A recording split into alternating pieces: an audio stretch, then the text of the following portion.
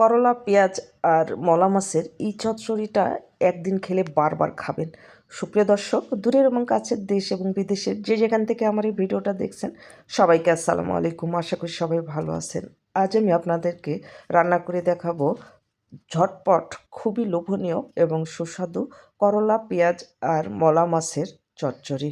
এটা দেখতে যেমন সুন্দর, খেতেও অসাধারণ এবং রান্না করতেও সময় লাগে খুবই কম। তো চলুন আমরা কথা না বাড়িয়ে মূল রেসিপিতে চলে যাই।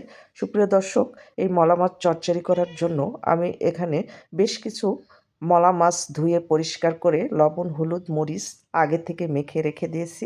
এরপর চুলায় একটা ফ্রাই প্যান বসিয়ে রেখেছি। এর মধ্যে দিয়ে দিচ্ছি পরিমাণ মতো রান্নার রেগুলার তেল। তেল ভালোভাবে গরম হয়ে আসলে অ্যাড করে দিয়েছি 1 কাপ পরিমাণ পেঁয়াজ কুচি, ঝালের জন্য দিয়েছি কাঁচামরিচ আর বেশ কয়েকটা দিয়েছি করলা।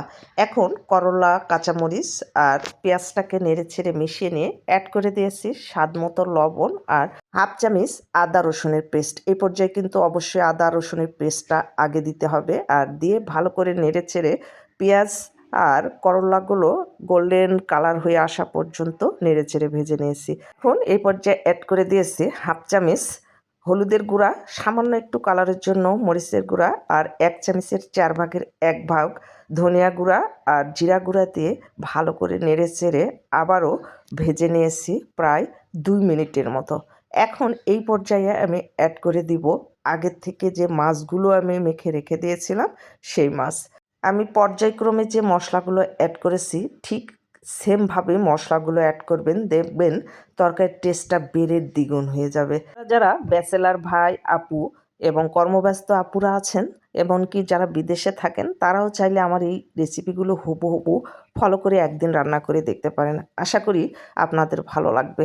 আমি মাছগুলো অ্যাড করার পরে নেড়েচেড়ে ভালো করে মিশিয়ে নিয়েছি। এরপর অ্যাড করে দিয়েছি প্রায় হাফ কাপ পরিমাণ পানি।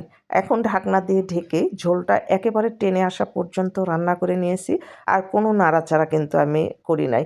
এখন দেখেন আমি ঝাঁকিয়ে ঝাঁকিয়ে সবজিগুলো উল্টিয়ে নিয়েছি। আর দেখেন ঝোলটা কিন্তু একেবারে টেনে গেছে, তেলগুলো উপরে উঠে আসছে। আমার রান্নাটা কিন্তু কমপ্লিট হয়ে গেছে।